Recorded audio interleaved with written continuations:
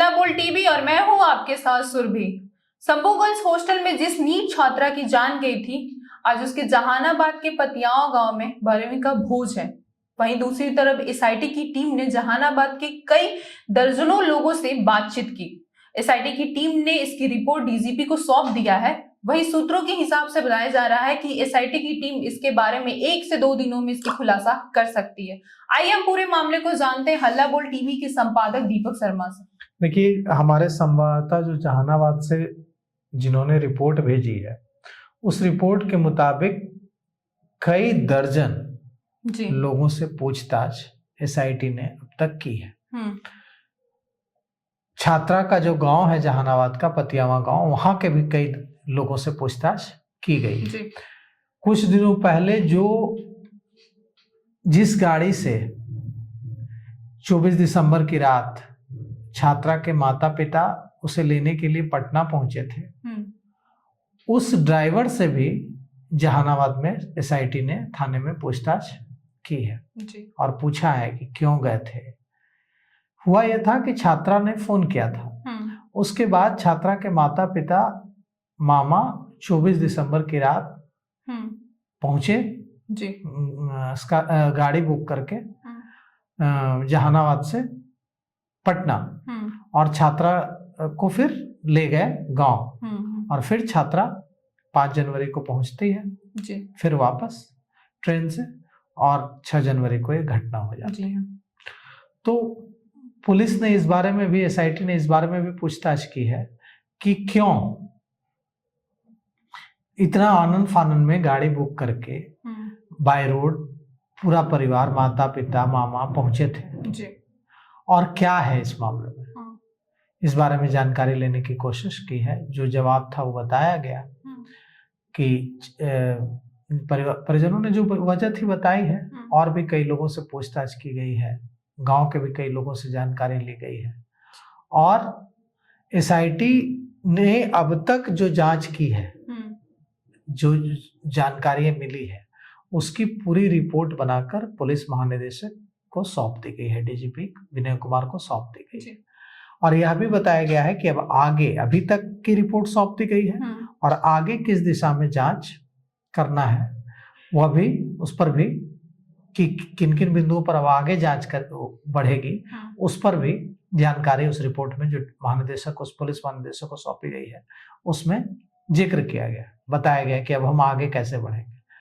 आज जहानाबाद के पतियावा गांव में छात्रा की 12वीं का भोज है, जो कि हिंदू मान्यता, हिंदू धर्म के मुताबिक किसी भी व्यक्ति के, शख्स के मृत्यु के बाद नियमों के मुताबिक 12 दिनों पर जो भोज का आयोजन होता है वो है।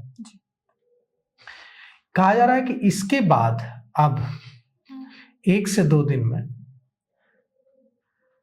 एसआईटी इस मामले में खुलासा कर सकती है। एसआईटी ने काफी कुछ जांच में कई चीजें सामने आई हैं।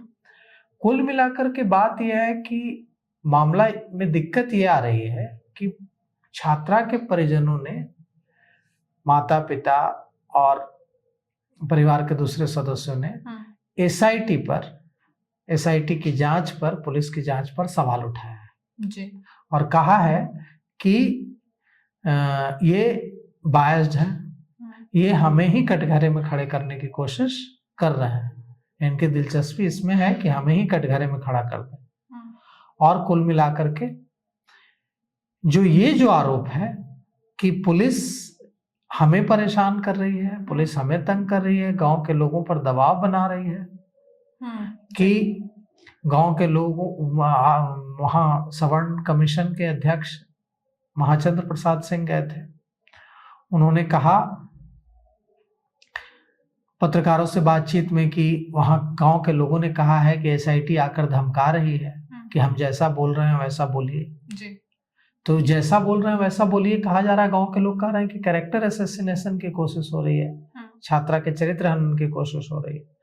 तो ऐसे में अब एसआईटी जांच कर रही है और एसआईटी पर ही आरोप लग रहा है, तो फिर तो जांच की निष्पक्षता को लेकर सवाल उठेगा। जो जांच कर रहा है उसका तो निष्पक्ष होना जरूरी है, उस पर सबको भरोसा होना जरूरी है।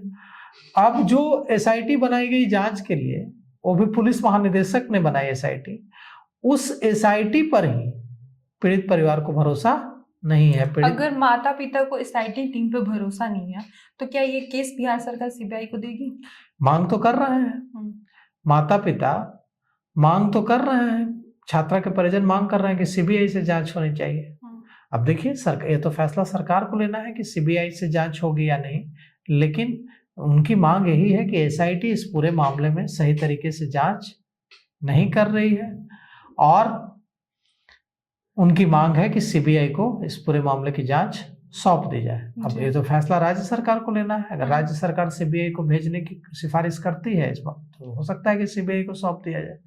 अब देखिए, सवर्ण कमीशन के अध्यक्ष महाचंद्र प्रसाद सिंह ने कहा है कि वे मुख्यमंत्री से मिलेंगे और मुख्यमंत्री से मिलकर पूरे मामले की जानकारी देंगे कि कैसे गांव के लोगों को धमकाया जा रहा है, कैसे छात्रा के कहा जा रहा है कि हम जैसा बोले वैसा बयान दीजिए। ये तो बहुत गंभीर बात है। बयान तो हम लेते ये हैं जब हम जानकारी जुटाते हैं। कोई भी जो जांच टीम होती है वो जानकारी जुटाती है, न कि जैसी जानकारी हमें चाहिए वैसी जैसा हम चाहते हैं वैसा बोल दो। ऐसा अगर आरोप लगाया है गांव के लोगों ने कि हमें किनारे ले जाकर ऐसा आरोप लगाया, हम पर दबाव बनाया जा रहा है कि हम जैसा चाहते हैं वैसा बयान दो, तो ये तो बहुत ही, एक दो लोग कहते तो बात अलग रहती है, अगर इतने दर्जनों लोगों ने उसमें कहा होगा कुछ तो। तब महाचंद्र प्रसाद सिंह अगर ऐसा कह रहे हैं, अब महाचंद्र प्रसाद सिंह से ही कहा है, हमसे तो कहा नहीं है। महाचंद्र प्रसाद सिंह वहां गए, गांव के लोगों से बातचीत की, और अगर ऐसा कहा है, गांव के लोगों ने उनसे शिकायत की है, तभी तो उन्होंने पत्रकारों से यह बात कही कि वो लोग ऐसे शिकायत कर रहे हैं। तो अब इसकी भी जांच होगी। उन्होंने कहा है कि हम इसकी जानकारी मुख्यमंत्री को देंगे। तो अब देखिए वो इसके लिए क्या कदम उठाते हैं, और क्या ये जो धमकाने वाली जो बात आई है कि एसआईटी धमका रही है गांव के लोगों को, छात्रा के कैरेक्टर असैसिनेशन, चरित्र हनन की कोशिश हो रही है जो भी दुनिया में नहीं है, उसी पर आरोप लगाने की कोशिश हो रही है। तो देखिए इस मामले में जांच होती है कि नहीं, अब जांच की जांच होती है कि नहीं, एसआईटी ऐसा कर रही है, आरोप झूठे हैं, इसकी भी अब जांच होनी चाहिए कि एसआईटी पर जो ये आरोप लग रहे हैं वो आरोप सही है कि गलत है, इसकी जांच कौन करेगा? जांच करने वाले पर ही अब सवाल उठ रहा है। अब देखिए ये मामला जितना सुलझ नहीं रहा है उससे ज्यादा उलझता जा रहा है। अब देखना होगा कि एसआईटी की टीम आगे इस मामले में क्या खुलासा करने वाली है। इसको लेके आपकी क्या राय, हमें कमेंट करके जरूर बताएं। फिलहाल इस पेशकश में इतना ही। तमाम खबरों के लिए देखते रहे हल्ला बोल टीवी। धन्यवाद।